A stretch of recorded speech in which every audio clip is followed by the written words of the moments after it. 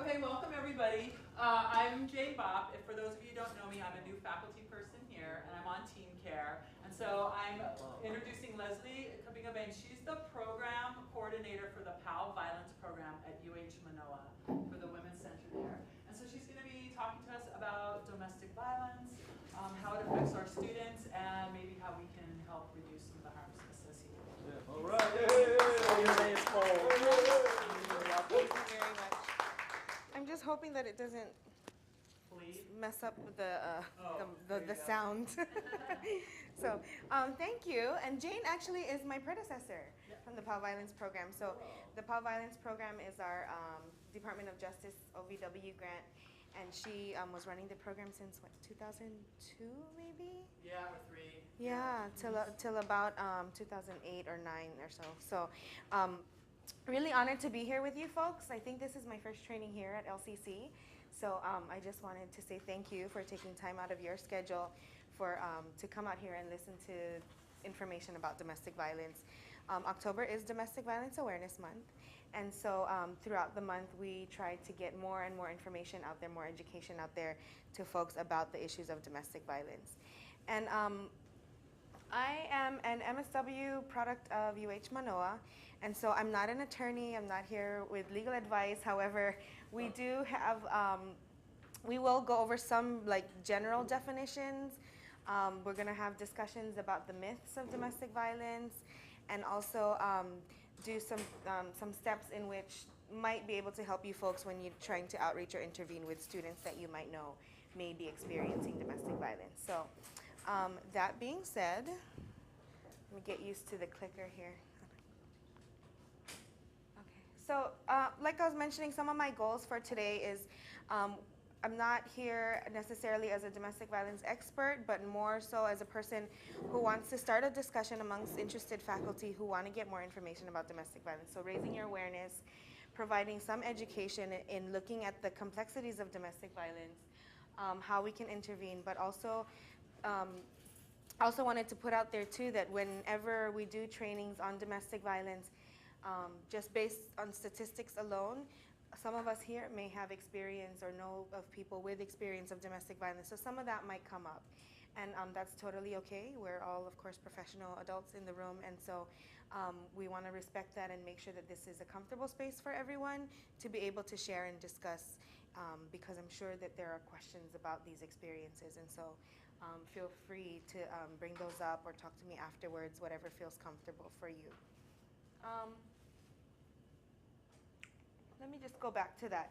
I started, just to give you kind of a history of myself and where I got my training from, I started working in the field of domestic violence since I was 19 years old. I think I was doing childcare for the children whose mothers were in support groups at the Family Peace Center. And so that kind of started me going, and then I kind of got stuck in it, and now this is all I know. No.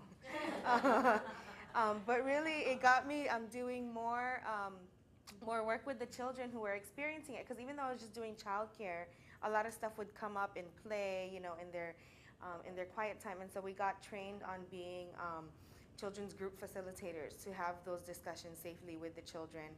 And then I got involved with doing more parenting stuff, and then more women support groups. And then I attempted to do parent groups with the alleged perpetrators of violence. And so then it evolved into me becoming a children's counselor at the Parents and Children Together domestic violence shelter on the Windward side. And so I worked there for a few years, and then I left for the Philippines, and then came back after working with children in the Philippines. I came back and started to do the education side of it. So here I am now at UH Manoa doing this training with faculty, students, and whoever else wants to listen to us. So, so to get started, so when we hear the term domestic violence, what do you folks first think? I have to think about, relationship violence. Okay, relationship violence. What else? Are there things that come into your mind when you hear the term domestic violence? Typically the that it's a gender difference and it mostly occurs to women. Okay. Okay, mostly occurs to women. There's a gender thing in there. Other thoughts? A lot of secrecy. A lot of secrecy, a lot of hidden stuff, right? So I like to point this out when I do this training is that when someone is charged with domestic violence, it's called abuse of a household member in the state. And abuse of a household member can include, or is not specific to the relationship, so intimate partner relationships. It's actually, I'm sorry, I didn't hand out these. So abuse of a household member, anyone can be charged with abuse of a household member. Roommates living in the same residence hall, people, landlord, tenant stuff, there might be some charge there if there's an assault that happens. So it can encompass a whole large number of things. So I point this out because when we talk about statistics, we go based on abuse of a household member, but just to make sure that you're also aware that that doesn't necessarily mean intimate partner violence because that's the term that they use, right? What we are talking about today when we talk about domestic violence, we're talking about intimate partner violence. And we define it, and I'm saying we as the community of feminists, the people that made up the Office of Violence Against Women, that's the we I'm talking about.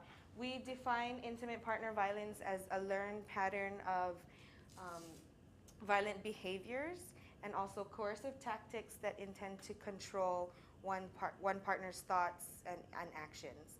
And so the main thing here being the control factor, and we'll discuss that furthermore.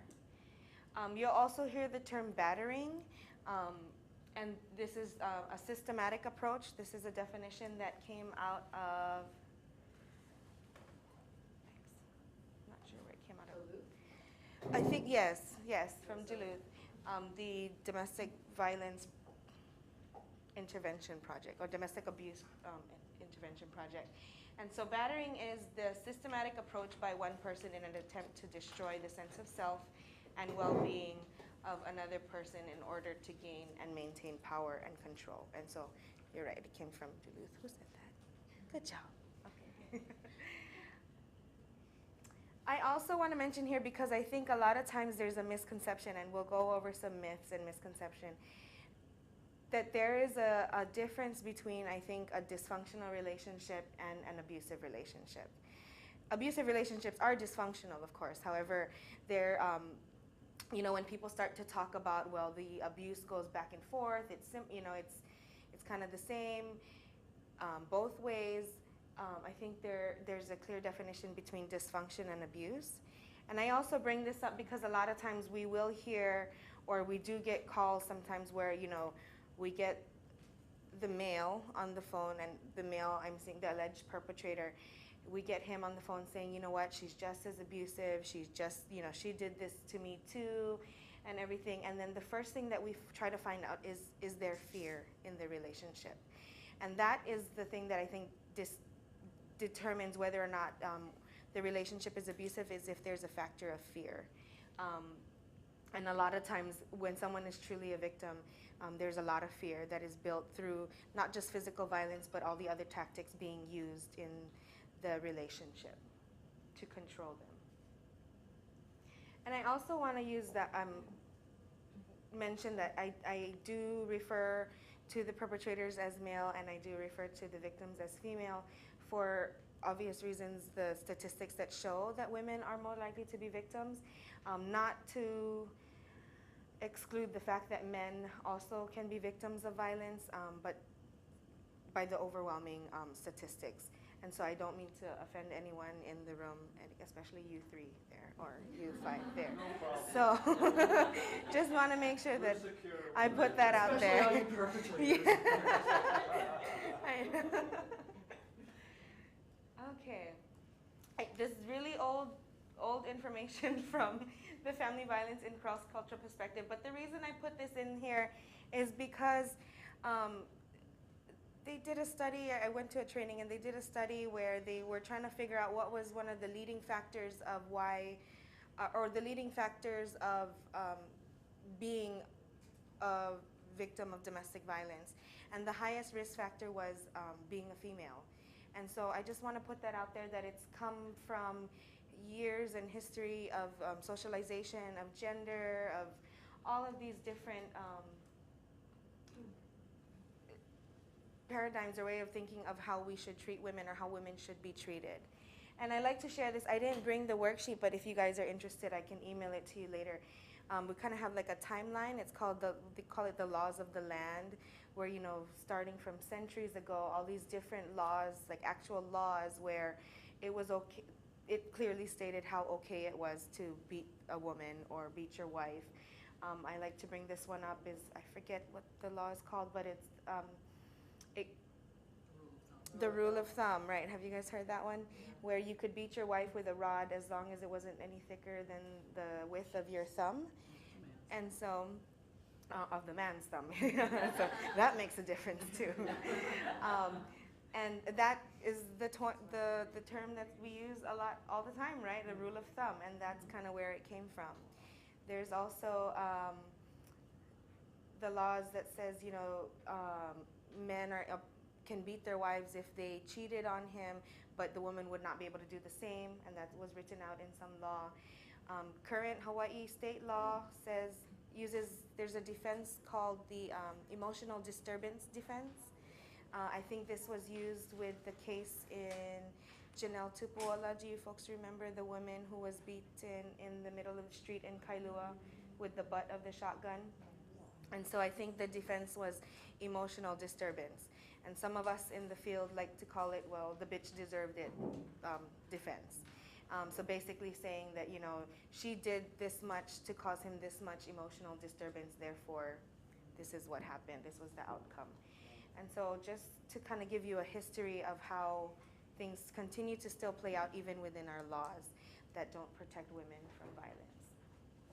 And again, adult men are least likely to be victims. This is just based on statistics of reported domestic violence incidences, however. And we know that violence against men goes highly underreported for lots of reasons. And so we want to just make sure that we are not saying that this doesn't happen to men, but that it is very underreported, but also that women are still the highest at risk and are victims of domestic violence. So, myths and misconceptions, and I'm sure there are tons of myths and misconceptions. I'm going to focus only on a few today. The first one being that domestic violence is an anger problem, and as long as it is okay for men and boys to be aggressive and hit. What do you folks think about this statement, that domestic violence is an anger problem? We should just send them to anger management. What are your thoughts? I know anger management doesn't work with perpetrators. Anger management doesn't work. Domestic violence, because it's not really about that. Good. I've never understood how we address it through power and control. I've seen it more in that light, that it's a power and control issue. I've never understood why the groups never took that label, and they still remain anger management groups. There was actually a shift. I think they were trying to start calling it domestic violence intervention. And they were trying to get everyone to use that term, but then I think anger management kind of just stuck because because people still want to believe that it's an anger issue, right? That it's easier because he just blew up. So, other thoughts on this statement? Let's hear some testosterone in the room. Want to share from this side? I wonder, I don't know a great deal about this at all, if there aren't factors, economic factors, stress factors, et cetera, that contribute to domestic violence, or if it's purely a power relationship issue. My uninformed sense is that in difficult times, perhaps such as we're experiencing now, there are a lot of stresses on families that may lead to dysfunctional behavior. I guess I don't know the difference between how those pressures are manifested in families and domestic violence. Right. My suspicion would be there may be instances of domestic violence that are maybe not chronic, but they may be situational. Right. But I don't know. Yeah.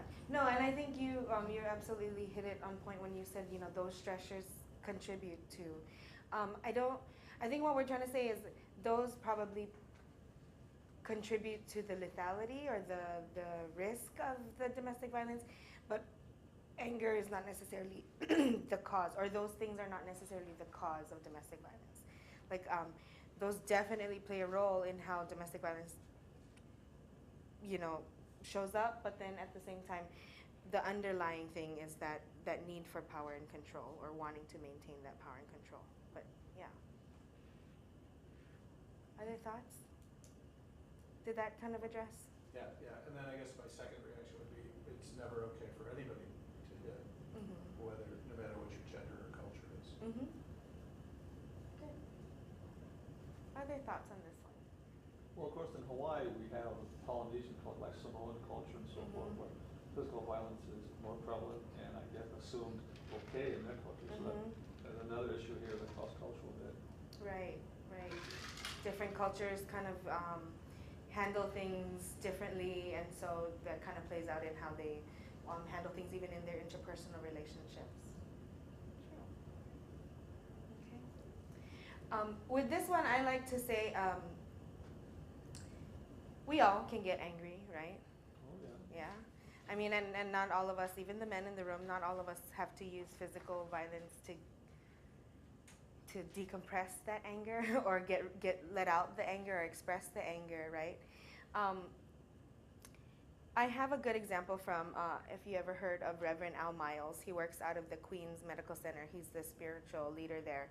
And he was doing a training with some military commanders, you know, the higher ups there.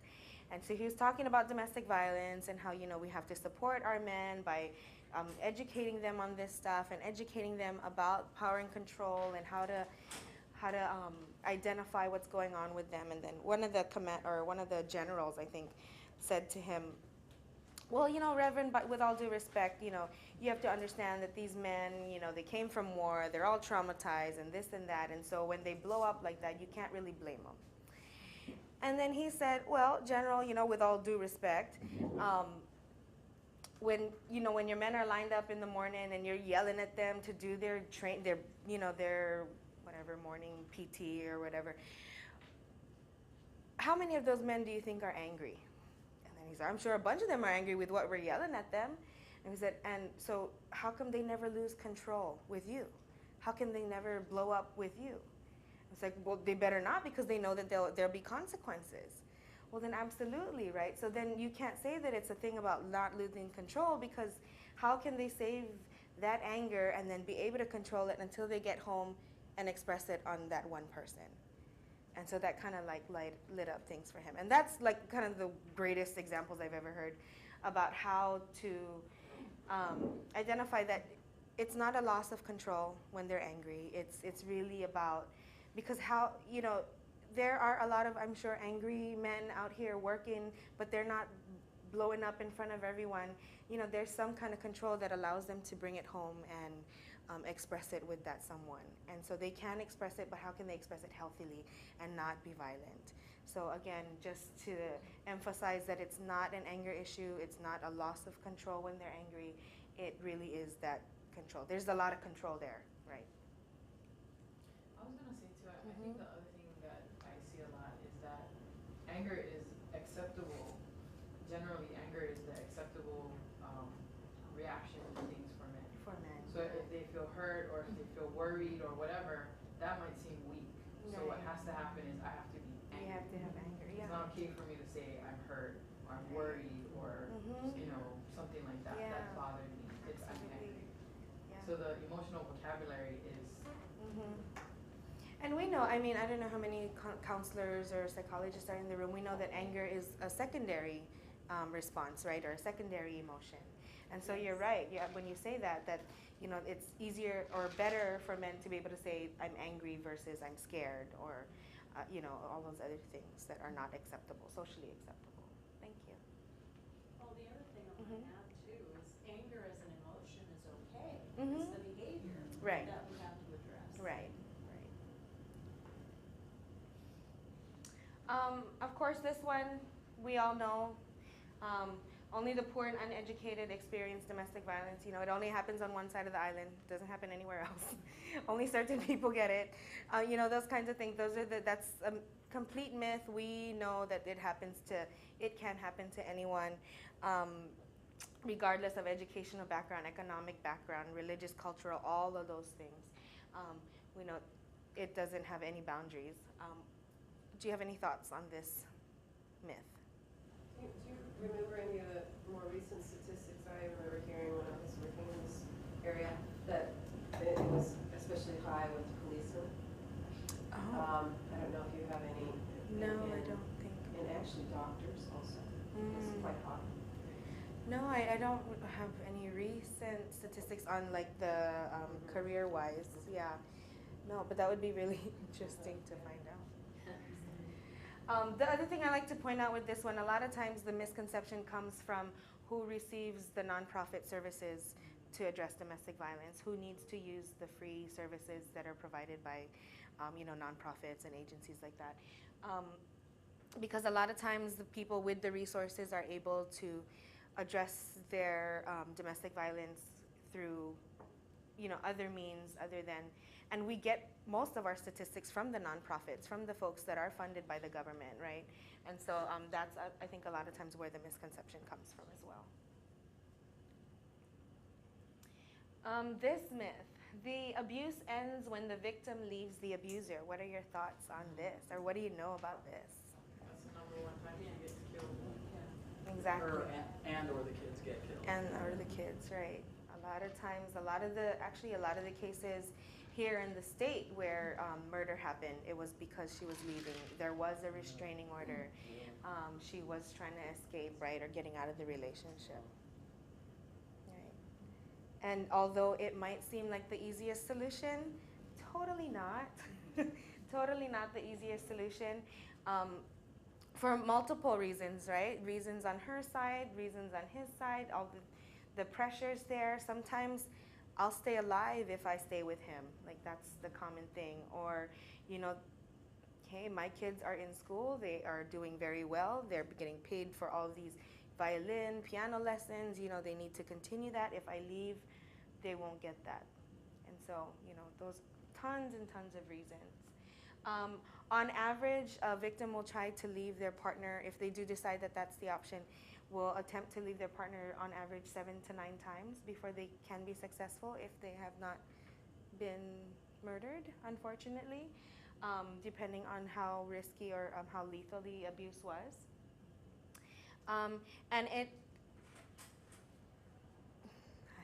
And it takes a really long time, because I think for survivors it's very different, right? There's a lot of different planning steps for them because they know the pattern of the abuse. So for a lot of them, leaving might be an option. However, it'll take them who knows how long to try and get out. A lot of them see the options that the state can offer not good options for them, and so they have to think of other creative ways to do it, right? And so not always the answer, and it's not true that whenever a victim calls a domestic violence agency, we don't all tell them, just leave, get out of it now. Like, that's never the scenario. It's always based on what the survivor wants to do, and we'll talk more about that when we talk about intervention as well. The next myth or misconception is that drugs and alcohol cause abusive behavior, and again, we're talking causal, right? I think a lot of times when we hear domestic violence, people think, oh, it's because they're on ice, you know, the whole family's on ice, and so that's why they always beat each other up, because they're paranoid and all of this stuff. What are your folks' thoughts on this myth? It can exacerbate it. Definitely, it can exacerbate it, for sure.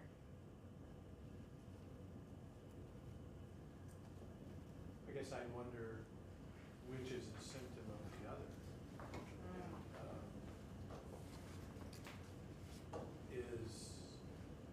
Is there a causal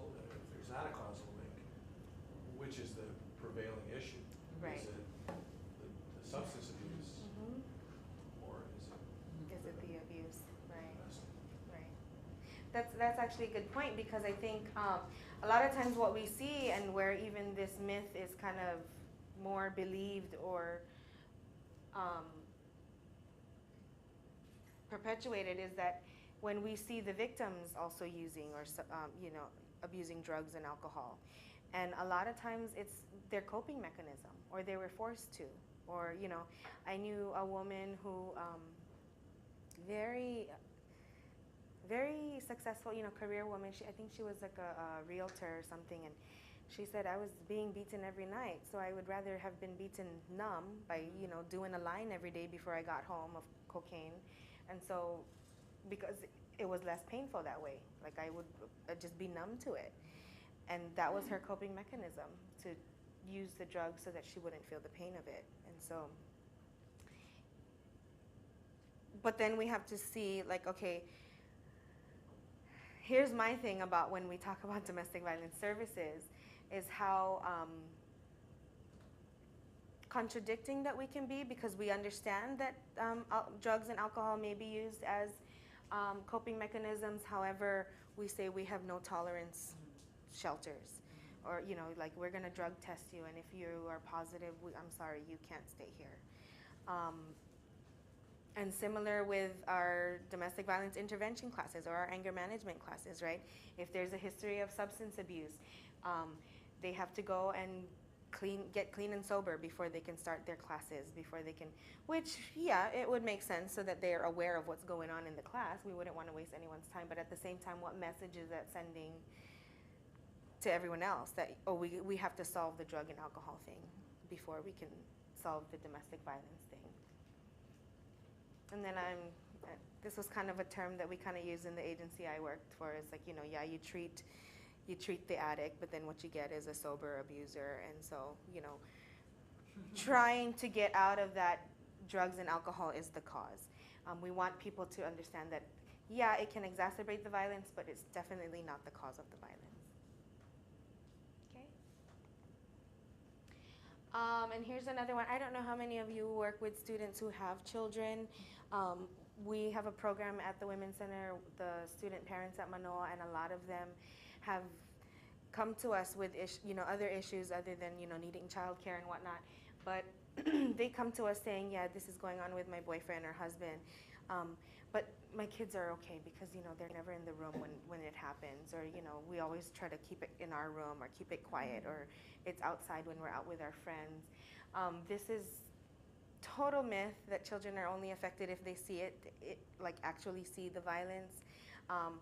Because what happens, right? You are in an argument, you're walking on eggshells with your partner, and then the kids sense that. Of course, we know this, right? Kids sense all of that stuff that's going on. And they're totally affected, whether or not they actually seen the violence with their eyes or heard it with their ears. What are your thoughts on this one? Well, I have a question around this.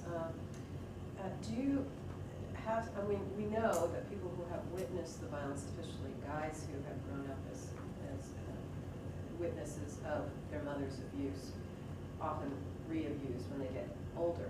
Now, do we know the percentage about who does that, who re-abuses, based upon witnessing it, being part of it? The unfortunate thing is, I don't think there are enough studies to show that. But if we did, I mean, could you imagine like how much we could do with that? But I don't think there are enough studies to find out, because we also recognize that people who do abuse or use abuse in their interpersonal relationships later on have probably experienced some kind of victimization themselves. What kind, we don't know. And I don't think that we have taken the time and energy to look into that. Like, I don't think enough has been brought into that, because a lot of it was, well, get her out of there, try to fix him, and not about, well, what happened to him? What happened that this is the behavior? We just assume that it's because, they're taught that this is how a man should be, and this is how a man should be to his wife or girlfriend. And so, but I can go on for days. When I worked with abusers, perpetrators, there were about half of the guys had witnessed it or experienced child abuse themselves. And that was, some would be considered more narcissists, so come from a different place with abuse. Yeah. I definitely think, victimization as children, that plays a role in how or who they become later on in life. I just get frustrated all the time because we don't do enough to find out about that, and we also don't do enough to provide prevention education, right? How much of our schools in the DOE don't want to have this kind of conversation with students, or don't want to have the conversation with the parents to have this conversation with the students. I think it's an area that a lot of people feel like, oh, it's not our business, we shouldn't get involved in that. We're strictly got to follow these guidelines for education. I don't have the references, but if I remember correctly, I think it's something like 30% of people who were abused grow up to be abusers. So it's not a large number, it's a small number, which is, thank God, I because. know that's with pedophiles is 30%. Okay, so maybe I'm from the stats numbers, and then the violent stuff from like that Jackson Katz film says that about 85% of men who are abusive in some way were survivors of abuse. So the vast majority of abusers were abused, but luckily the vast majority of people who were abused do not become abusers. Right. You know? Okay. Does that make sense? Yeah, that makes sense. That's good. I'll have to write that down. Yeah. Well, we gotta find some TCs. We do, yeah, we have to. Yeah, I know, and I'm so not university-like right now because I have no references here. Okay. Just letting you know that, okay.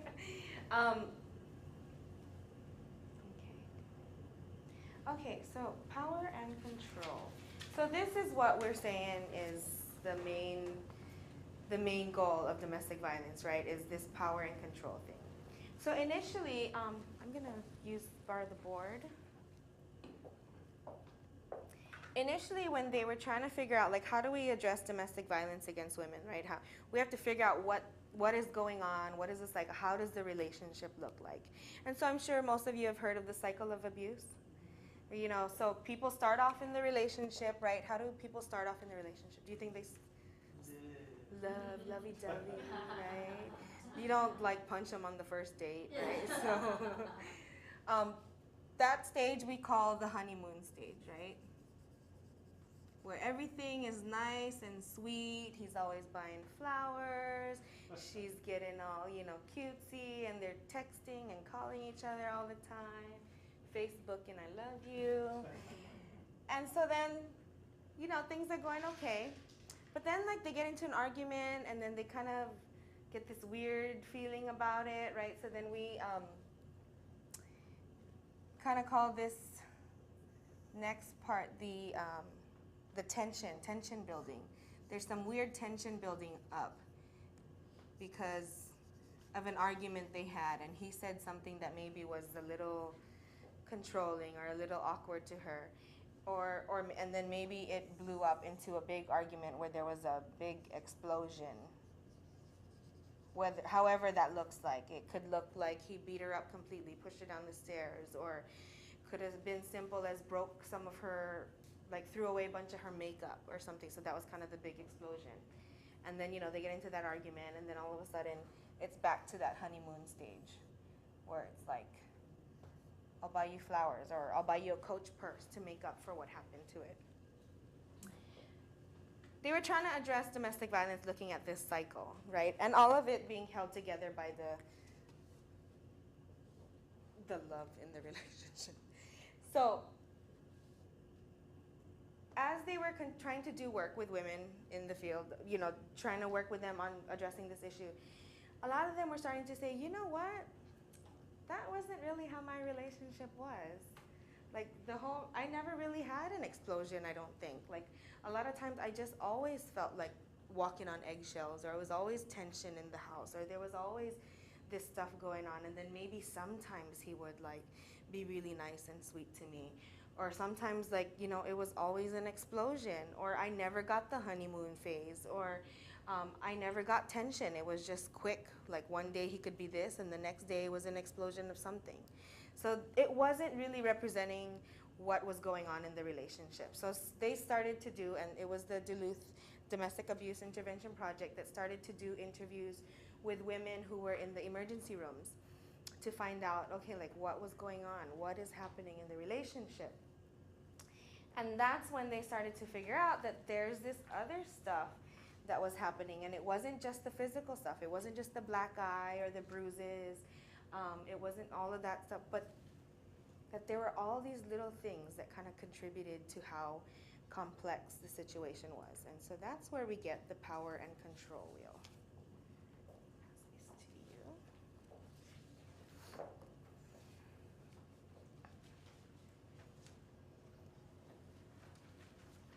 So the power and control wheel, what we see here is, where is the physical and sexual violence?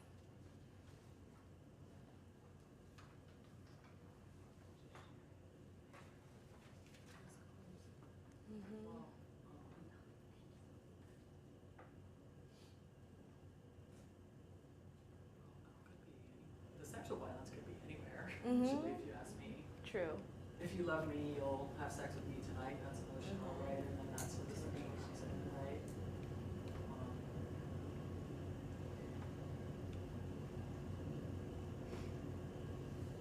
What was the question? Where do we find the physical and sexual violence on this wheel? Everywhere. Yeah, true, anywhere. It can be used anywhere, right? Or as some tactics under each tactic. But the wheel, how they wanted to represent it was the physical and sexual violence on the outside, kind of holding it together of all these other tactics that were going on. The center being power and control, right? The main goal was to keep the power and control. But the physical and sexual violence on the outside kind of reinforces that this is how much control I have over you. The way I also like to think of it is the physical and sexual violence being on the outside that holds it all together. That's the stuff that everybody else gets to see. They don't necessarily get to see the 8 different spokes of the wheel. They don't get to see how much intimidation he uses or how he uses intimidation. They don't get to see the emotional abuse that goes on, and that can look so many, so differently. But I wanted to kind of go through each of these just to give us a sense to understand the complexity of domestic violence and what it is when we're really talking about trying to maintain that power and control. Because I think we too much get caught up in the physical and sexual violence, that's the only stuff that we see, and that's how we base our knowledge on whether or not we should help, is we wait until she has a bruise, or we wait until, she comes to you with a black eye and all of those things. So I wanted to kind of discuss the individual spokes of the wheel. So the first one being using intimidation. If you can think of ways that an abuser uses intimidation on his partner, his or her partner, I should say. What are some examples that maybe you've seen or heard? Well, I know an example that when I was working with a woman, she said, I couldn't talk to anybody because he would get, and I didn't know when he was gonna get angry. Like, she would say hi to a cashier that was male, and the next thing you know, she's home and he's beating her up. Why did you look at it? Why did you, just all a lot of imaginary things. So she was always in fear. Right. Using the fear factor again. That's not intimidating at all. At all. No, Right? that was a But good one. No, you're absolutely I don't right. even have to say or do anything. I'm a giant dude. It's the look, right? It's the look. I always hear like, oh, he just gave me that look and I already knew I should stop talking. Or, which is part also why, and we'll talk about the victims later on, but a lot of times, women want to keep a relationship. Regardless of how abusive he's been, they're the ones that really want to try to make this relationship work out. And so they're the ones going out and saying, we just need couples counseling. Please, let's go to couples counseling. And what we say in this field is no, no, no to couples counseling. Why would you put yourself in the same room with a counselor if you're limited to what you can say because of the intimidation? He doesn't even have to say anything and you already know what you can't say or do. And so that's the other thing when we talk about referrals later on. It's like, couples counseling will not work if there's abuse in the picture. Or mediation. Or, mediation, come on. You can't mediate when someone wants to control the situation. Good, the intimidation, using those kinds of things, the also that falls in here. I mean, physical stuff can fall in here, but I worked with women who, you know, they said, well, he only hit me like that one time, and it wasn't that bad, and it was, you know, my fault because I did this, and I shouldn't have said what I said. I know I was running my mouth, and so he only hit me that one time, and he never has since. But it really only takes that one time, because that's always that fear and intimidation that that could happen again, right? I worked with women who never even ever got physically hit, but you know, he was up against her on the wall and punching the cement wall until his hand bled crazily, and then blamed her for it. And so, of course, if I'm in love with this guy, I don't want to see him do this kind of stuff. And so using that kind of intimidation with her, and also emotionally, I mean, that would make me feel crazy, you know, like I caused this on him, and I don't want to see this happen to him. So of course I should watch what I do, right? Again, going back to wanting to control her behavior. Other forms of emotion, how about emotional abuse? The use of emotional abuse. Examples that you can think of. If you leave me, I'm gonna kill myself. I'll kill myself. I say do it first. Do that part first before. Other things? Emotional abuse. Well, putting her down. Mhm. The whole helplessness, maybe worthless, self-esteem. You're nothing. Depleted. Like nobody else would put up with you. Yeah. Right? You're lucky I put up with you. Right. I'm the only one that'll put up with you. Yeah. So hard. And then it can also, I mean, for a lot of these too, we'll talk about the next one, but emotional abuse, and then also it kind of overlaps with the isolation stuff, is, you know, telling her your friends are crazy, you know, they don't like you, they've been talking crap about you, they've been doing this and that, and like making her feel even less and less. And then, you know, with coming into the isolation piece, what does isolation look like, or attempting to Like what you just isolate said. her? Would she get in trouble if she talked to somebody? Can't see your mom, can't go out with your friends, can't go to church, can't do this, you can't go anywhere without me there. Right. Exactly. Right.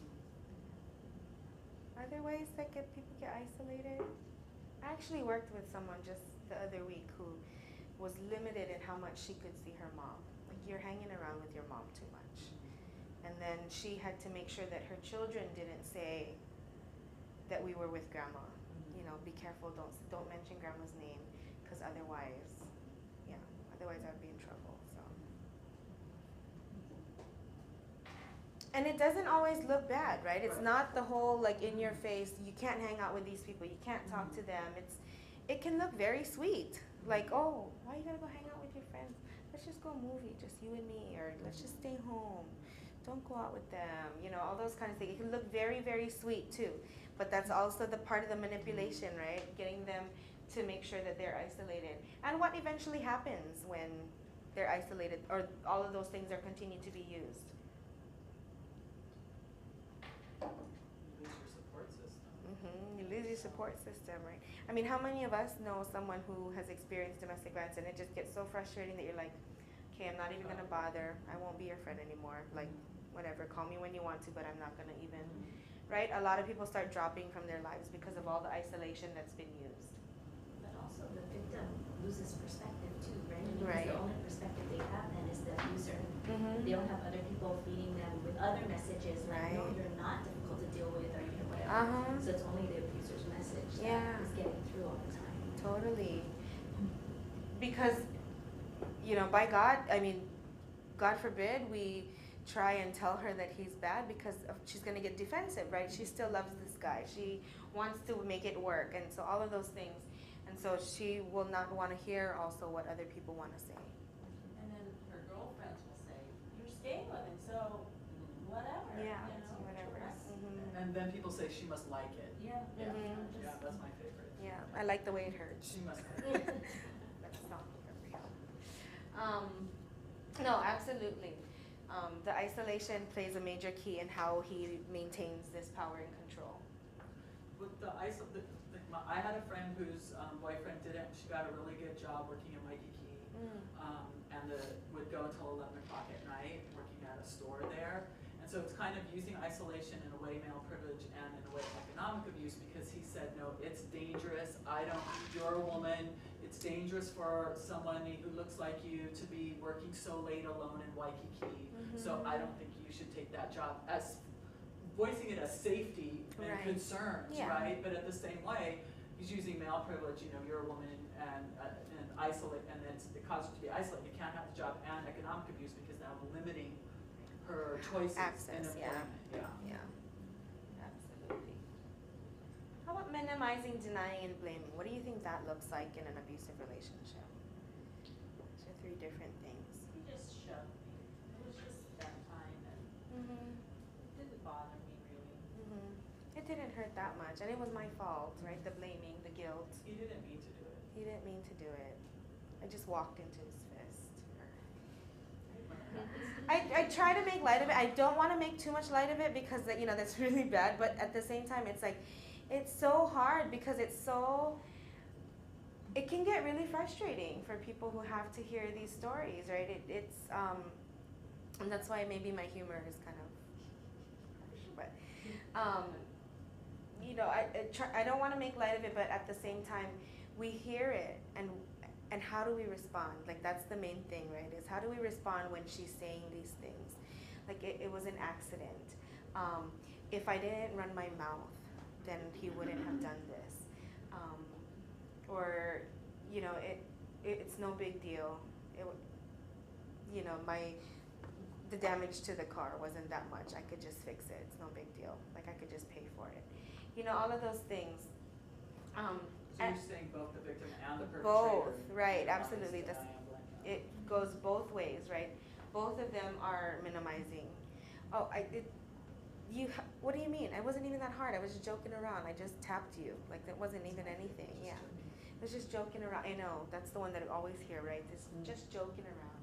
When I was working with the guys, it took a lot to get through this minimizing, denying, and blaming. I mean, huge amount of time.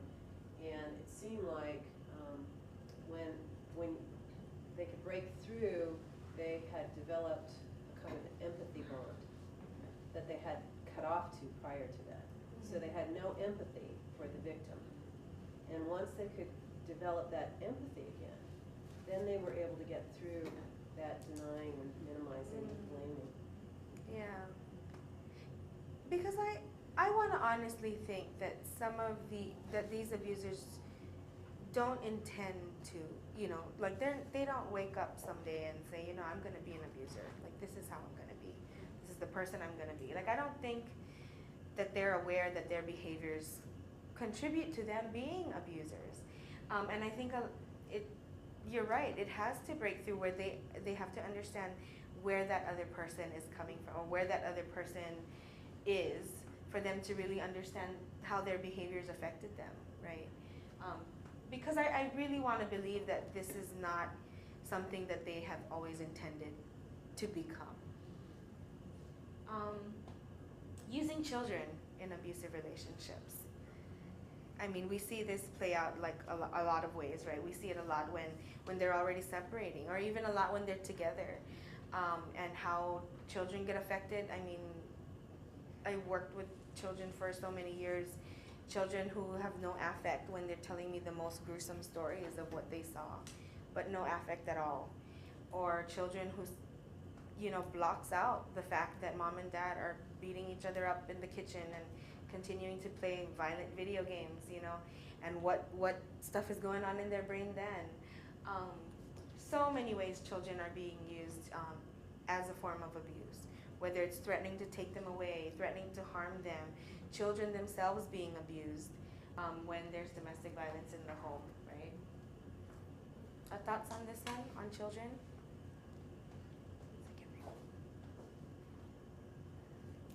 Well, I also think that, in our society, we and I agree that, having both parents is really important for a child. And that also this idea that we need to stay together for the children, that we gotta to keep things together. So in a way, it's not maybe me individually or you individually using the children against each other, but it's these societal ideas that we have about family and children that are also used against us Yeah. in whether or not we stay in a relationship, or how much we're willing to put up with, or how long we Right. stay in it. Yeah. Right.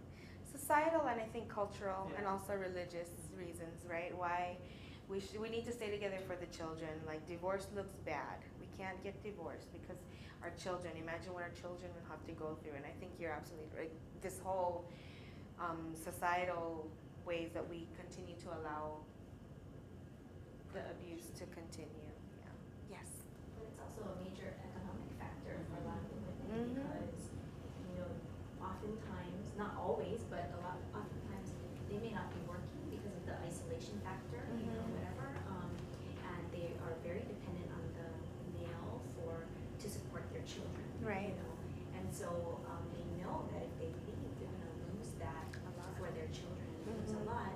And you know, because of the way society is too, you know, Mhm. women often get paid less, you know, than men, and so their ability to support their children without the man often is much less than ideal. Right. You know, and so Absolutely. it's a huge decision. Absolutely, and that falls into the economic abuse, right?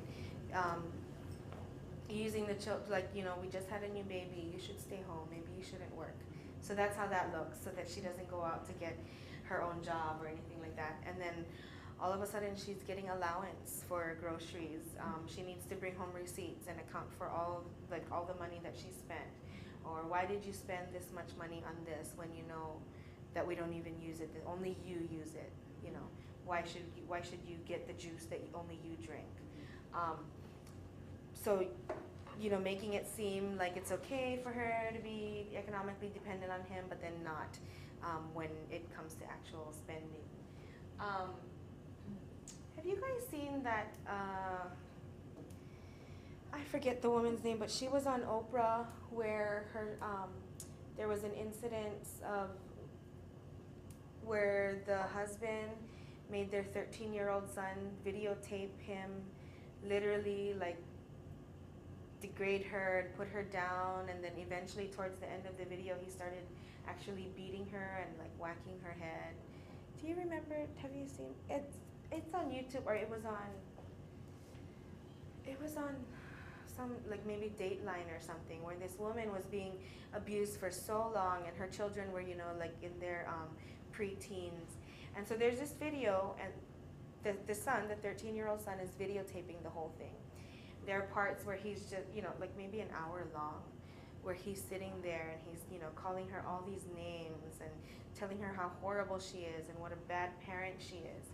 And she was the one that was working in the household, and he, well, you know, he was unemployed. And then towards the end of the video, he's beating her. And then when she finally, you know, went to court and tried to get out of the relationship, tried to get the divorce, and tried to get charge him with abuse, they couldn't use the video in the case. And so, but what happened was they found out that her boss, every time that she went into work with a bruise, or she had to wear turtleneck to cover up something, or she had to wear a long sleeve, her boss would jot down on her calendar like the dates.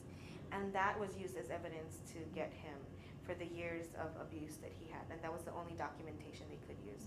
There was some technicality why they couldn't use the video.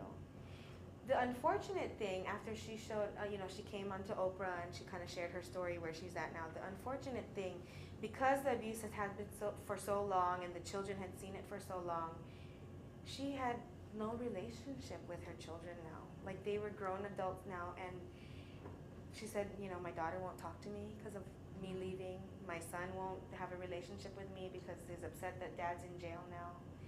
And so, you know, just how that affects, you know, like she was the one providing for the family. She was the one taking care of them, and yet in their eyes, because of what they saw and what they heard from their father, was that she was like the worst person in the world.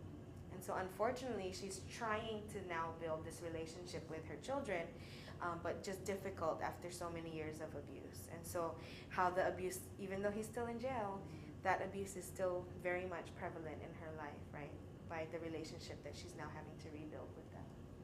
I found that when the women really finally left, you know, from the shelter, and after going through so many times, like you say, 7 to 9 times, They did it because of their children. Right.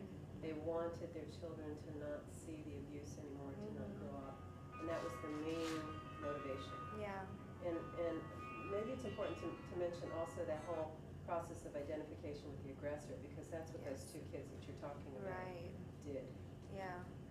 I know what you mean because we work the shelter hotlines, right, and that's one of the main things is like I started seeing my son act like this to his little sister, or they started to talk to me the way he started to talk to me, or they, he's having trouble in school and he's bullying other kids, and so I know that this is because of what he's seeing at home, and so that was one of the main motivators for them to get out of the relationship or at least get the kids out. I think a lot of times when we don't do enough education as well about abuse in households is that women get the misconception that child welfare will come and just take their kids away because of what's going on. And that could also be what the abuser is telling her is that, if you leave me, they're going to take the kids away. They're not going to give them to you. You don't have a job, you don't have a house. The lease is not under your name. There's no way that the kids are going to stay with you. And so that is also a huge fear factor for them, right? That the fear of them taking the kids away. Totally not true, but definitely used as a form of abuse. How about male privilege? Can someone explain male privilege?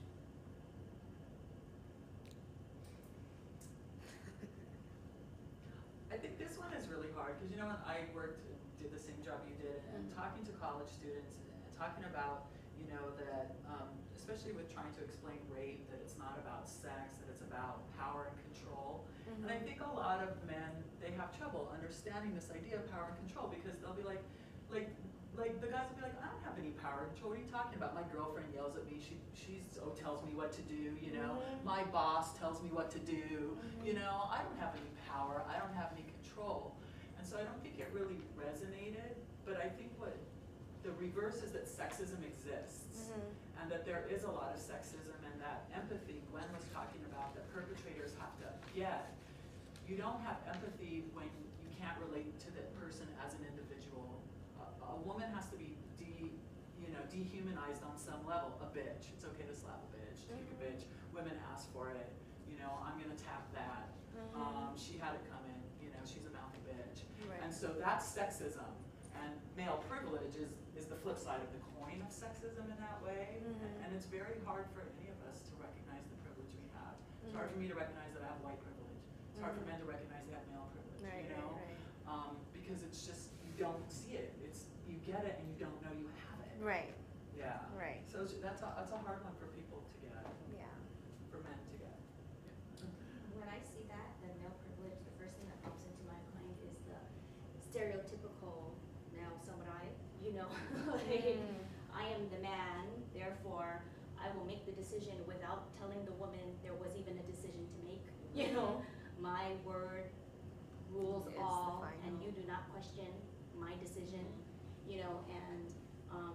and if that, in a violent situation is backed up by physical violence, you're questioning me, I'm gonna Right. hit you, Right. That to me is what, resonates when I see this male privilege thing. I am the man, I make the decisions, I keep you in the dark about things that I don't think you need to know about, and those kinds of things. Absolutely. That's exactly what male privilege is. It's all these, and it comes from society's lessons, our socialization on gender roles, right? How a man should be, and this is how my household will be because this is how I was taught as a man. And I think a lot of it also plays really harsh in where religion is also used as abuse. There's a great video that they have to train where this man is literally holding this Bible almost as a weapon. Like, it says in the Bible that this is what this needs to be. This is how, you should be submissive and, treat me and this and that a certain way. And it does really contribute to this male privilege. And it is a societal thing. And that's why I think a lot has to do with trying to break that down. And that'll never happen, but I mean, like, at least little by little, we can try to break that down, because I think that contributes a whole lot to how much of these tactics get played out is through the male privilege.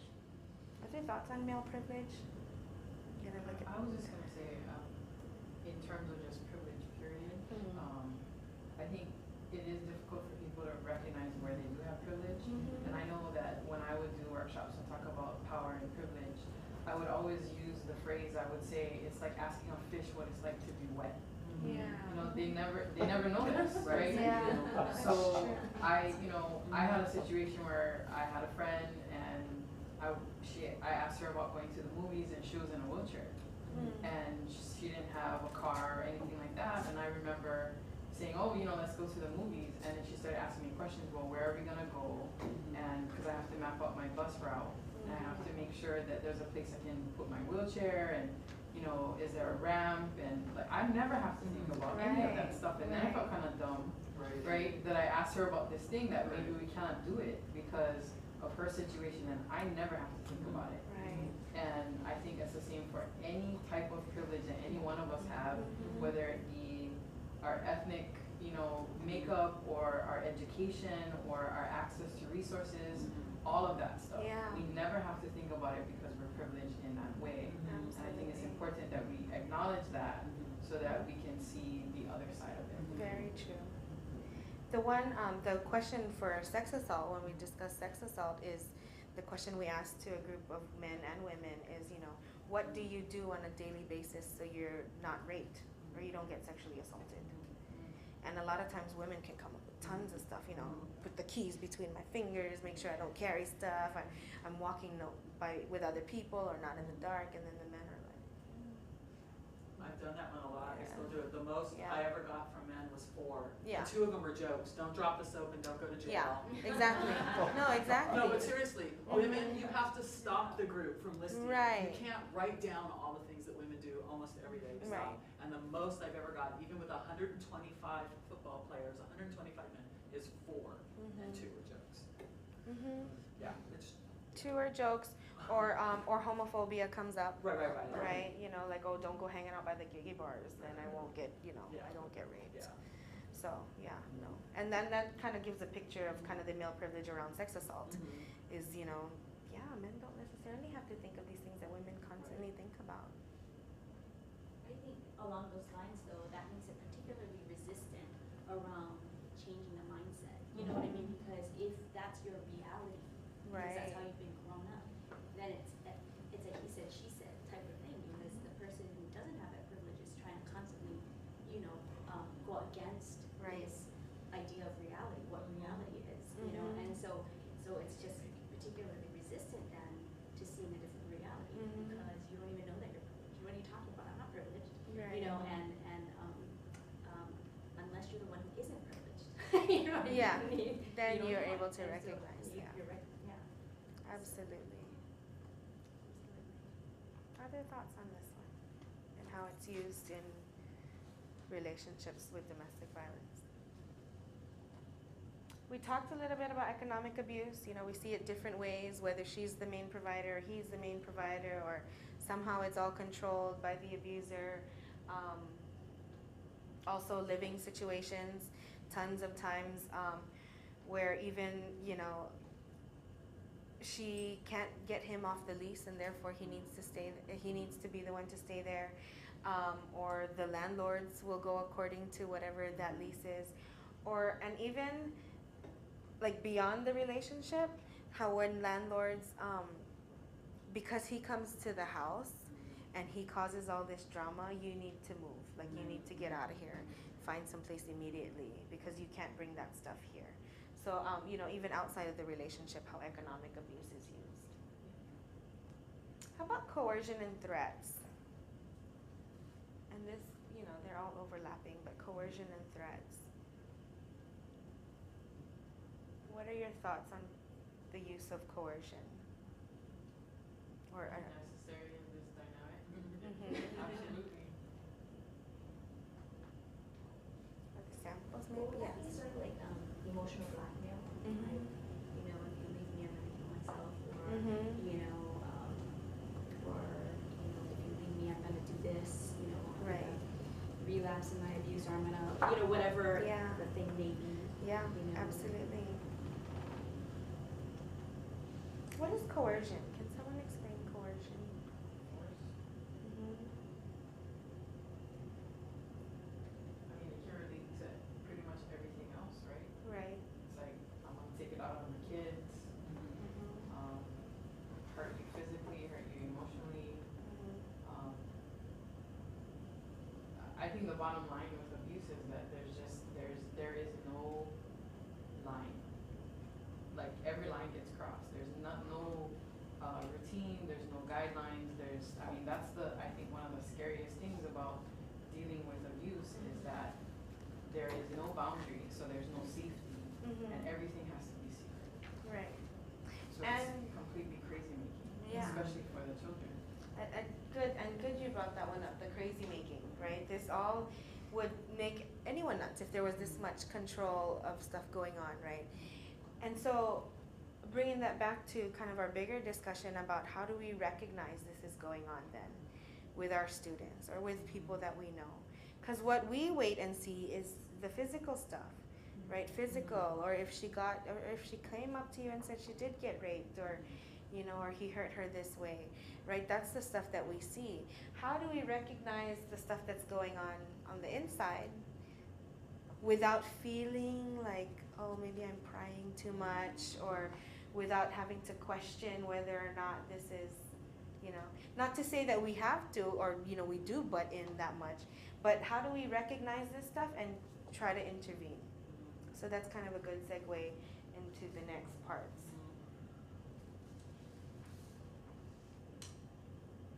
Well, not this part. So I kind of listed up on there, and then we, you know, you folks can read over that if you folks have questions about it. But definitely a lot of cultural factors affecting domestic violence. The agency I worked for worked specifically, worked a lot with immigrant women who had a lot of immigration issues, and then a lot of cultural, with respect to the countries that they came from. You know, a lot of cultural stuff, like especially like, well, I worked mostly with Filipino women and the kind of the things that came up there because of all the values in their culture. So kind of those things. I kind of wrote a little bit more on the effects of abuse on children, and then the next one is about like the brain development of children, and how even in utero, like if a woman who's pregnant is already experiencing abuse, how it impacts the development of the child even in utero. This shows the where the brain is working when a child is experiencing abuse or neglect. A lot of it is working through the back where the fight or flight stuff is going on, right? So we feel a lot of our children a lot of children who experience it cannot start to form coping mechanisms or you know, critical thinking stuff that develops in the front of the brain, more so enhanced at the back of the brain where it's really that fight or flight. And so kind of contributes to the notion that, you know, children who experience abuse, even their brain is already developing, like, based on the abuse. I've seen a lot too with children that we worked with who, you know, because during brain development, there's the neurons that are going back and forth, you know, between the left and the right brain, right? And a lot of that happens when they start to learn their different motor skills, you know, the crawling, kind of the left and right thing, that's when a lot of it is really strong. A lot of the children we worked with skipped the crawling, and they went straight to the walking. Yeah, it was pretty interesting to see how many children, you know, and how, you know, people think that's an advanced kind of thing for kids. Like, oh yeah, they never even crawled. They went straight to running, and, you know, all of this kind of stuff. And that's important stuff for children to get, to develop, for their brain to develop, is that left and right motor skills. And so kind of just to point out how important it is, even for children as early as infant or even in utero, for the development of the brain. Can I just say that this should not be used to perpetuate victim blaming? No, I yeah. know. So, but then I can just hear somebody telling, you know, a pregnant woman who's in an abusive relationship, you know, you're screwing up your baby. Yeah. You know, yeah. you should leave him, because Right. what happens is all this stuff always comes back on the woman instead of, you It know. does, it does. Yeah. So these people don't use this to perpetuate. Yeah. victim blaming. Okay. Anyways, thanks. Yeah. I'm sorry. Because while it is important for them to know, it's not important for them to know to blame them. You're Right. absolutely right. Yeah, yeah. Or to make them feel any more guilty for what's going on. Right, right. The men should be feeling guilty for everything, all the abuse that's going on, not them. Yeah. So just to give you guys the education. Yeah. And then of course the adverse effects that happen with children who experience domestic violence. You can go through that on your own. Recognizing the signs. And I brought this worksheet and I was like looking through it and I was like, wow, this is kind of cool. It came from this agency, not bad. Then I looked, it was like 1984, where it had all of these things like, the victim is very like introverted and she's so quiet and she's just weak and quiet, doesn't really hang out with anybody. And like, it painted a picture of a really vulnerable, the perfect victim, I guess, how I should say, the misconceived notion of how a victim should be. She always comes covered up because of all the bruises, or and a lot of times our victims don't look like that at all. Like our victims, I also interchange the word because I don't necessarily like the word victims, but survivors, right? These are women who are surviving. They're trying to survive the relationship that they're in. They're trying to survive and try to hold the relationship together for their family. And so they don't necessarily look like that picture of like this, whatever this perfect victim should be, like always crying or always, this kind of stuff. Because a lot of victims that we see are very strong-willed. We see that they're very vocal. And then we also see how this can affect the services that they get because they know what they need to do to get out of this relationship, to get the help that they need. But wow, well, she doesn't look like a victim. I bet you she's just using the system.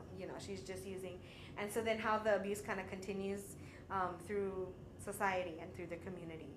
And so that being said, kind of just like looking, the goal here today is for us to be able to try to recognize when there are red flags with some of our students or people that we interact with, and if and how comfortable we are to intervene.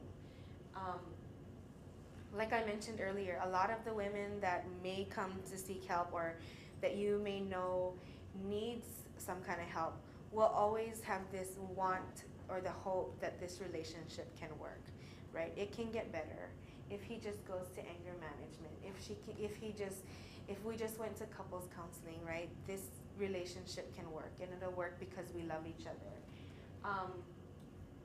And then again, the counterintuitive behavior, right? You might see where they're minimizing what happened, they're minimizing the abuse that just occurred, and then, or you could see even like one day they're completely crying about the whole thing, and then like everything is wrong, and then somehow the next day you see they come back and it's like, no, everything's actually fine, and then they start minimizing, they deny that it happened, or they recant their stories, and then so they're not that perfect victim anymore again, they're not the crying victim again.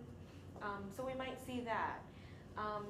Other signs of dating violence or this need for power and control in a relationship is extreme jealousy and possessiveness. And I know I grew up local. I grew up, here on the island, and tons of relationships where I see, with my friends, and then now seeing with students that we work with, is this jealousy and this really strong possessiveness. For some reason, I see it really particular with local guys. It's this whole idea that, once we start dating, you're mine. Like, no one else can look at you. You can't dance with anybody else at the club. If a guy dares buy you a drink, like I'm getting into a fight with him. Like this possessive jealousy thing that goes on. And when we hear what she has to say about it, it's like, oh, it's so cute, that, he totally is in love with me like that. And yeah, the guy was this and that, and, the guy was cute too, but then, and, oh, I felt so good when, my boyfriend came up and, backed me up or whatever. And I think that this is a very difficult one because we have that cultural thing that goes on, right? That really possessiveness, that goes on, or the obsessiveness of the relationship, like really needing to be in this very exclusive type thing. Like, I remember growing up and people, if girls said, oh yeah, I went on a date with this guy, and then the next day I went on a date with another guy, I was like, oh my God, she's a slut. Like it's so horrible that you're seeing two guys and like in a matter of 48 hours. Because it's this notion that when you go on a date with one, you have to kind of stick with that one until like it's officially over. And I don't know if that's just a local thing or if that's just something that I saw growing up in Waipahu. I don't know. And so there's that stuff that goes on. But for me, that's like a major red flag already from the beginning of the relationship, is how possessive he's becoming and how, you know, you're getting the text messages like 20 times in an hour, like where are you, what are you doing now, who are you hanging out with, and all of those things. Because I think a lot of times in the beginning of the relationship, right, when we're in the honeymoon stage, it's very sweet and loving that he's concerned where you are. But then how this can also be a really red flag. We hear it with our students a lot of times, these stories that come up. And then this one, just recently, I think me and my colleague were talking because we heard one of the students in our office kind of was on the phone and was like, no, I'm sorry, yeah, I know I was supposed to be there. Don't worry, I'm coming now. And it was like this like urgency that she had and something in her voice of the apologizing that said, you know, maybe we need to have a sit down with her because of that's going on. And we might hear that, right, with students that we're working with. And so these are kind of just the recognizing things. Are there examples maybe that you have seen or situations that you have experienced that maybe has caused some red flags for you? Because I think we have, like, our gut instinct kind of tells us when we notice something is not right. Any? Well, I know we've been dealing with sort of an ongoing relationship issue between two students where the female student expresses extreme fear of this other individual, and yet when we've listened through that process and then brought the male counterpart into the picture, that we can't think occurs, and there's another side to the story, and then it goes for like 6 months with us not hearing anything more about it, Yeah. and then 6 months later, there's another episode of fear, you know, so it happens, it affects us on the campus. It chews up time for counselors and others that are involved in trying to mediate the situation or improve the situation. And yet, it doesn't seem to change. Yeah. And that's the challenging thing, right? I think we hear that a lot too with, like with campus security maybe, if they've had to respond to a call. It's like, you know, this is the second or third time we have to address this couple. And it's the same couple, so she's obviously going back. And so how do we kind of make it a campus, where everybody is kind of on the same page as far as we know that they might go back, or we know that this might happen. Well, even when you just say she keeps going back, I know. right? I mean, that right there is blaming the victim. We're not Yeah. saying he keeps abusing her. Right. He keeps, it's just so, I mean, I Right. do it all the time too, No, yeah. but it's just so interesting that somehow we're always holding her accountable for what's putting happening. up with the abuse and not saying, let's let them stay together and he needs to stop. You know, it's just interesting. That's true, yeah. No, and that's always what we get. Like all the security officers that we work with, they're always like, she's the one. She's back with him, you know? I think what we forget is the woman in her own mind does not have any choice.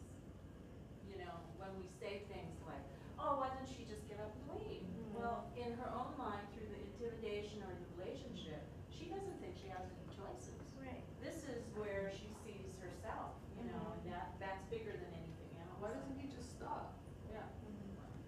Well, and there's just, we have to acknowledge also there's different levels of this. Right. And so, you know, there's the abusive relationship that can really clearly go from that possessive jealousy to right out abuse. And then there's lots of levels of codependency that we Right. should be teaching our students about and really addressing that, because they don't know that Right. they're in it and that they're codependent in the way they're behaving or thinking, or, you know, it's just normal.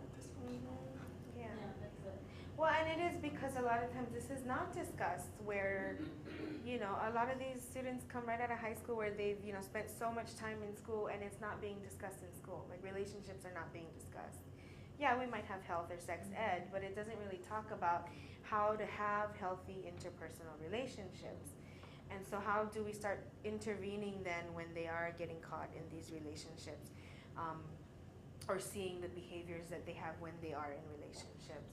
And so, not to say that our role necessarily here is to jump in all the domestic violence cases that we might see, or you know, all the red flags you start seeing on campus, but that there are things to remember when we do when we do feel comfortable enough. And that's the other part of it too, is how comfortable are you when you do recognize that there's some of this stuff going on. If you know, have a relationship with a student and you notice stuff is going on and she or he starts to say like these little things and you're thinking, oh my God, power and control wheel, you know? Like what are these little things? And then how do you address it? Or do you address it? Like how comfortable are you to address it?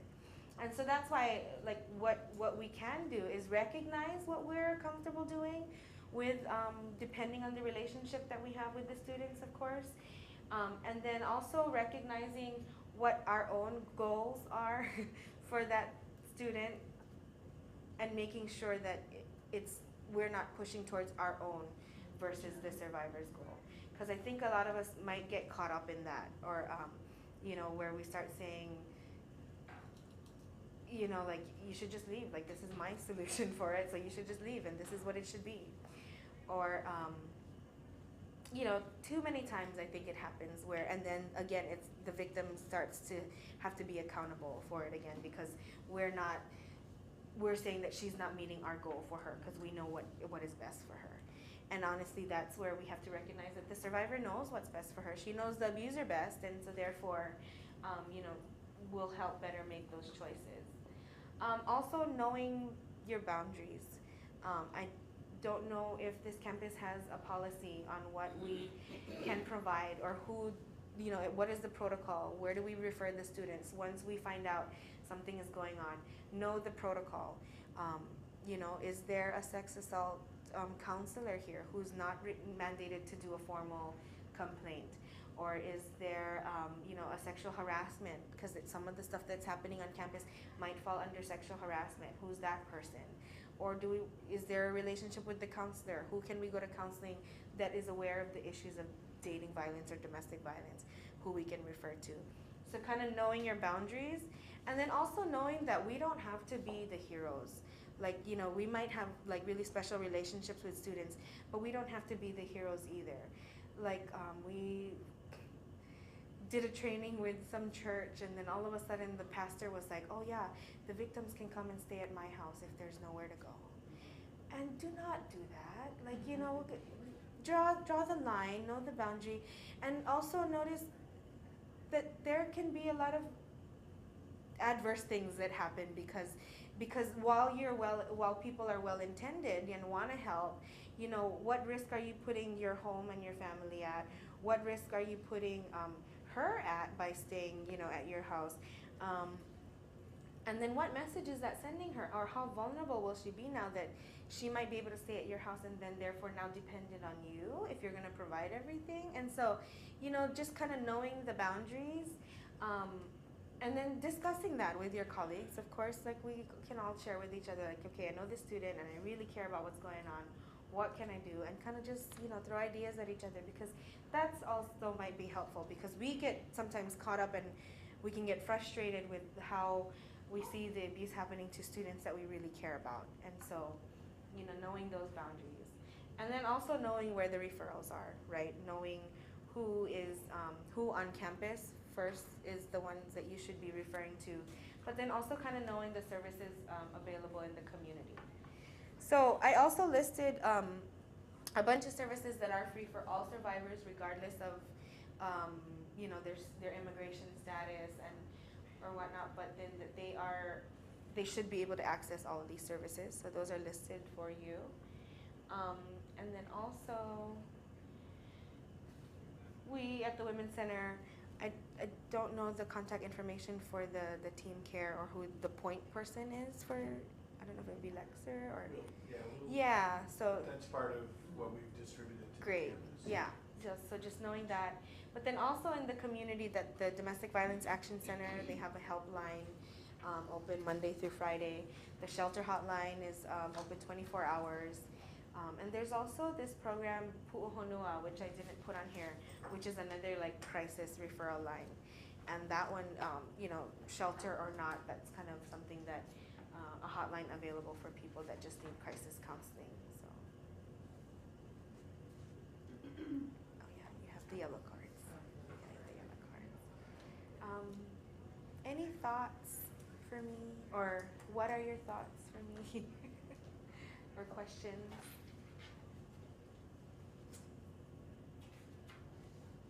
You know, I guess the one thing that I'm curious about, and I was Googling the Duluth project. We talked a lot about what doesn't work, but we didn't talk much today about what does work.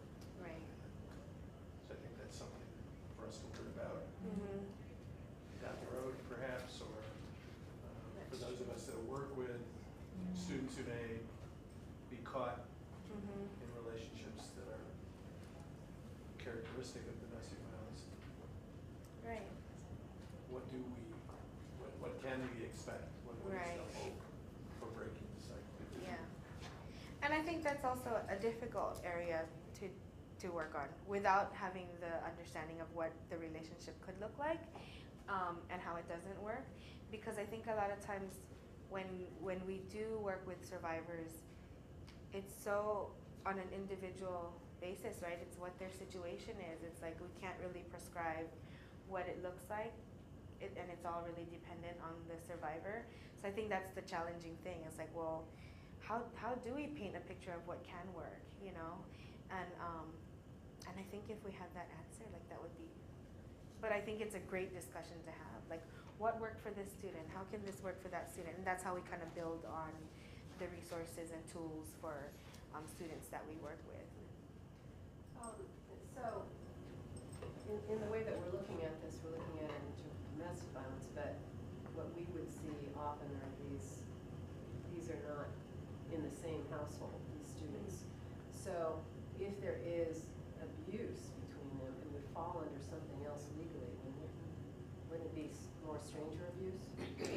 No, Domestic I violence? think it's become intimate legally, like when you do like a police report or anything, or a restraining order.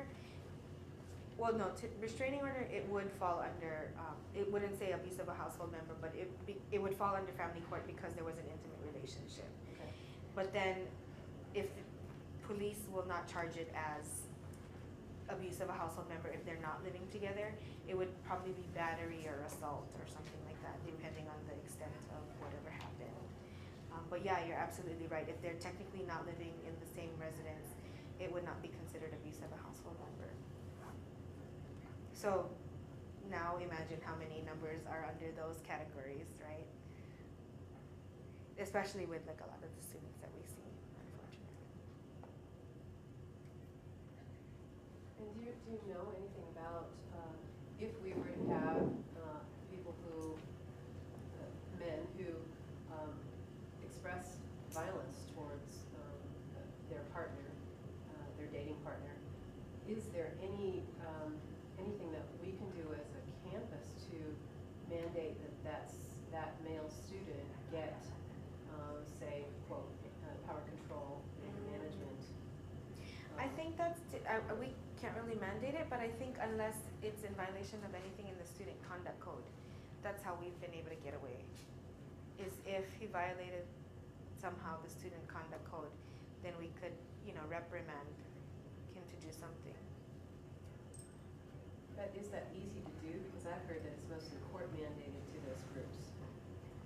To the perpetrator Oh, you groups. mean to like outside groups? Yeah. Because we don't have much on campus, do you, for men? No, we have just the counseling center. So there's nothing like groups for men on campus. What about, is there any way to mandate it to outside groups? I'm not Like a sure, court? that's up to I think that's with the campus, I don't think it So when these guys really need this kind of work, there's no way to get them into those groups, it sounds like, or it's nothing. And yeah, and honestly, Unless that they're is the arrested and challenge. they're mandated. Right. By the court. Yeah, and Because there has to be honestly- somebody that's complaining about it, Yeah. but I don't know. Not our campus, that's Right. not No, because honestly, when some men do call those agencies and say, you know, I want to start these classes, the first question is, well, do you have a mandate, a court mandate? Because a lot of times there are limited resources in the agency to be able to provide the services unless they're court mandated, right? And so that's unfortunately the reality of that. It is horrible. Yeah. Okay. Yeah. Thank you.